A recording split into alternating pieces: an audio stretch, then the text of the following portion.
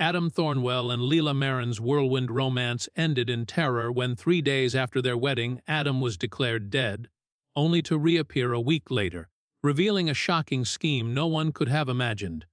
Adam Thornwell had always lived a controlled and predictable life, the kind built on routines, cautious decisions, and quiet evenings spent reviewing real estate reports. No one expected him to suddenly abandon that order for a whirlwind romance.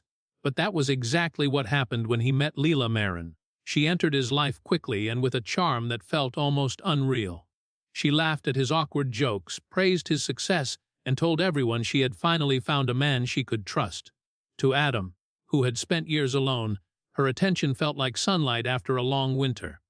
Their engagement came fast, surprising his family and confusing his closest friends. But Adam dismissed every concern with the same explanation: he finally felt happy. Lila planned a small wedding, insisting they keep things intimate to protect their peace. Adam agreed, unaware that the simplicity served her far more than it served him. The ceremony happened on a warm afternoon, short and neat, with only a few guests present.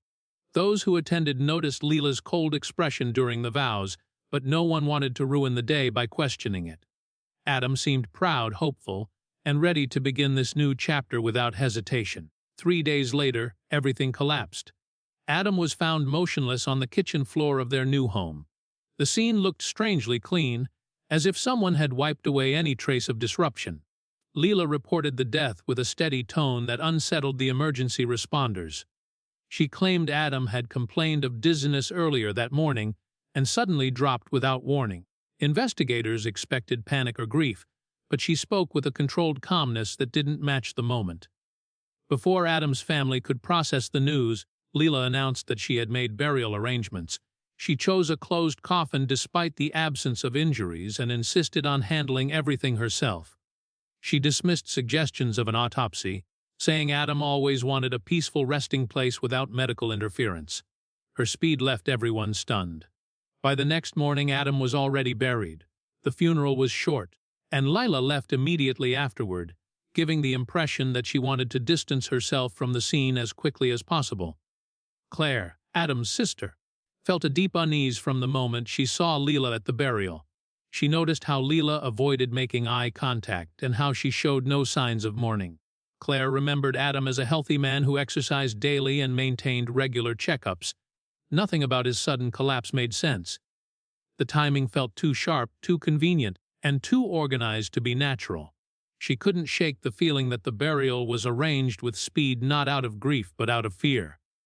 As the grave was covered, a quiet tension settled over those who attended. The few neighbors who had come whispered among themselves about how unusual everything seemed. The quick marriage, the sudden death, the rushed funeral. Lila's explanation offered no comfort, and her early exit left people wondering what she was hiding. Claire stood by the gravesite long after everyone had left, staring at the fresh soil and feeling that something was terribly wrong. She didn't yet know how deep the lies went, but she made a silent promise to uncover the truth. The story of Adam's death could have ended with that burial, sealed and forgotten. But the unease that followed his final moments became the spark that would unravel the entire case, revealing secrets darker than anyone had imagined. Claire Thornwell could not accept that her brother's death had been natural. Adam had been a strong, meticulous man who took care of his health and rarely fell ill. The suddenness of his collapse, followed by the hasty burial, gnawed at her. She spent hours poring over photographs from the wedding and funeral, replaying memories and conversations, trying to pinpoint the moment something had seemed off. The more she observed Lila, the more uneasy she became. There was a subtle coldness in her demeanor, a detachment that didn't belong in someone mourning the sudden loss of a spouse. Claire refused to let Adam's death go unquestioned, and she began pressuring local authorities to reopen the case, insisting that a thorough investigation was warranted. At first, the police were hesitant. They had signed off on the official paperwork quickly, largely influenced by Lila's insistence and the seemingly natural cause of death listed on the death certificate. The medical examiner admitted to issuing the certificate without performing an in-depth examination, relying instead on Lila's account. This admission fueled Claire's suspicions even further. She demanded that investigators take a closer look, questioning why Adam's collapse had been so sudden and why Lila had pushed for a burial before anyone could properly examine him. Detectives began digging into Lila's background and discovered troubling patterns. Her history revealed a series of relationships with older men who had suddenly died or faced serious financial troubles shortly after dating her. None of these cases had resulted in criminal charges, often because the men were already elderly or had pre-existing health issues, but the pattern raised red flags. Lila appeared to have a history of forming quick attachments to wealthy men, and the coincidences were too strong to ignore. Authorities also discovered financial records that suggested Lila had a specific motive in Adam's death. Just 2 days before the wedding, she had arranged a large life insurance policy in Adam's name, naming herself as the sole beneficiary. The amount was substantial, enough to alter her lifestyle drastically. Investigators realized that this could not be a coincidence. They began considering the possibility that Adam's death was premeditated, and that the insurance policy was a key piece of the puzzle. Detectives interviewed friends, colleagues, and neighbors to gather insight into Lila's behavior. Consistently, people described her as charming, persuasive, and unusually quick to manipulate situations to her benefit. Many noted that her marriage to Adam had happened at an unnaturally fast pace, and that she seemed to have known exactly how to navigate the family dynamics to her advantage. While no one could pinpoint a direct threat to Adam, the combination of her prior history, sudden wealth, and the circumstances of his death made investigators increasingly suspicious. Forensic teams began reviewing the documentation surrounding Adam's passing, including photographs, witness statements, and hospital records. They looked for any inconsistencies or overlooked details. While the initial report had ruled out foul play, small discrepancies began to surface. Witness statements conflicted in minor but significant ways. Some recalled Adam appearing lively just hours before his death, while Lila's account suggested he had been weak and unwell for days. These contradictions, though subtle, gave investigators a reason to question everything Lila had claimed. Claire remained vigilant throughout the process, often visiting the police station to provide new leads, recounting small observations she had made about Lila's behavior and emphasizing the urgency of uncovering the truth. Her persistence became the driving force behind the case, pushing authorities to move beyond the surface-level conclusions and begin a full investigation into Adam's untimely death. The more they examined the evidence, the more the picture of a carefully orchestrated crime began to emerge, signaling that Adam's death was far from a tragic accident and that the real story had only just begun to unfold. Investigators knew that if they were going to uncover the truth behind Adam Thornwell's sudden death, they had to start with the one place everyone had avoided: the coffin. Lila's resistance to an autopsy had been strong, and her insistence on a closed burial had delayed proper investigation. Now authorities obtained a court order to exhume Adam's body, citing Claire's concerns and the emerging evidence of financial motive and Lila's suspicious history. When the news reached Lila, she reacted with fierce opposition, claiming it was disrespectful and unnecessary. Her protests, however, only strengthened the investigators' suspicions, suggesting she had something to hide. The day of the exhumation brought a heavy, almost electric tension. Detectives, forensic experts, and medical examiners gathered at the cemetery, careful to document every step. The coffin was opened under strict supervision, revealing Adam's body, which, at first glance, seemed preserved in the way any recently buried body might appear. But experts immediately noticed subtle abnormalities, the body's posture and certain discolorations that didn't align with a natural collapse. The medical team began a meticulous autopsy, examining tissue samples, hair, and stomach contents to find anything that could explain the sudden death. The autopsy revealed something shocking. Adam had been exposed to a rare toxin, a compound that could mimic the effects of a heart attack while leaving minimal immediate evidence. The poison had been introduced gradually, likely through food or drink, and the careful planning meant the death would appear natural to anyone who didn't look closely. Investigators realized that the sudden collapse, the rushed funeral, and Lila's calm demeanor were no coincidences. They were part of a carefully orchestrated plan. The discovery transformed Adam's death from a tragic accident into a clear homicide. Search warrants were issued for Lila's residence. When authorities entered her home, They found more evidence that pointed directly to her involvement. Hidden in a locked cabinet were receipts for chemical compounds consistent with the toxin found in Adam's body. Investigators also uncovered a laptop with deleted search histories that revealed hours of research on fast-acting poisons, methods to simulate natural death, and legal loopholes surrounding rapid burials. Every piece of evidence painted a disturbing picture. Lila had studied and executed a plan to eliminate Adam while appearing innocent. Further investigation into her background only added to the gravity of the case. Lila had a pattern of targeting wealthy men, moving quickly to gain control over assets and finances. Authorities began to realize that the exhumation was only the beginning. Lila's plan was sophisticated, and her cunning suggested she might anticipate law enforcement moves. Detectives grew increasingly cautious, aware that she could be planning her next steps even as they pieced together evidence. Interviews with neighbors and acquaintances revealed subtle behaviors that had gone unnoticed before. Lila had a habit of asking about the timing of deaths and life insurance policies with an almost clinical curiosity. She had quietly manipulated conversations, learning enough to plan an almost perfect crime. Authorities concluded that without the exhumation, the truth would have remained buried forever, hidden beneath layers of charm, deception, and meticulous planning. By the end of the week, the case had taken a decisive turn. Adam's death was no longer a mystery of sudden illness, it was a deliberate act of murder. The toxin, the pre-burial deception, and Lila's carefully curated behavior all pointed to a calculated scheme to gain wealth and freedom.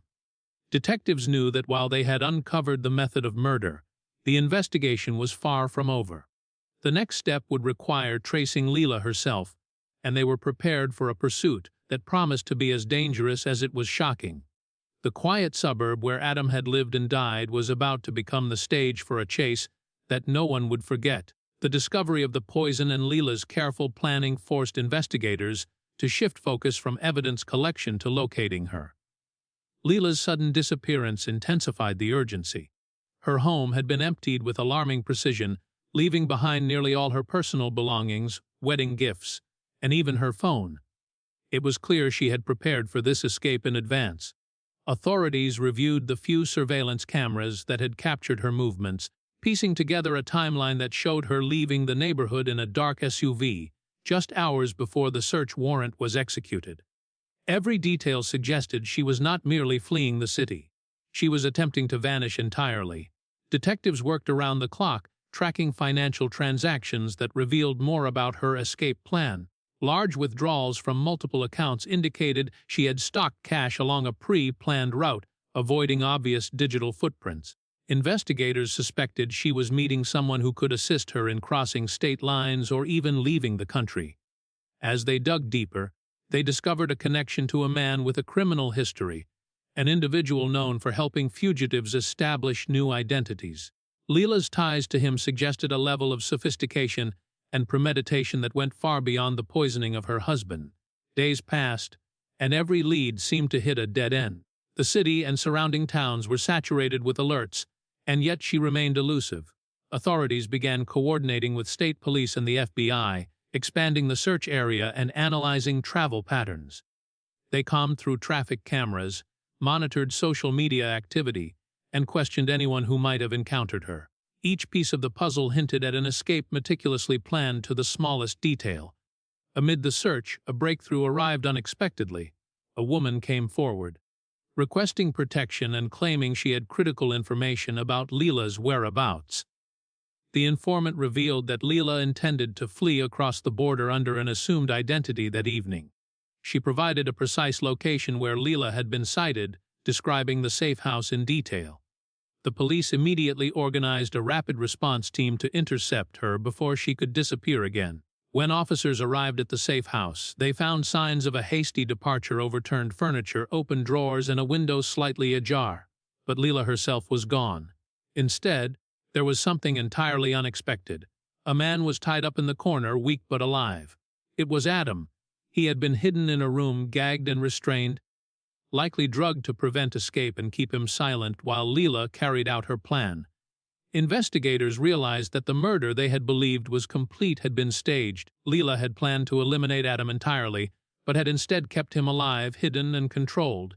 Adam's discovery rewrote the narrative entirely. The hasty burial, the toxin, and Lila's calm behavior had been part of a larger scheme, designed not just to kill but to manipulate and extract wealth. Adam's survival explained the inconsistencies in Lila's story and shed light on her meticulous planning. Authorities immediately focused on tracking her movements, knowing she could strike at any moment to reclaim control over her intended victim. The discovery of Adam alive marked a pivotal moment in the investigation. What had started as a suspicious death and a hasty burial transformed into a tense manhunt, with Lila as a fugitive and Adam as a living witness to her crimes.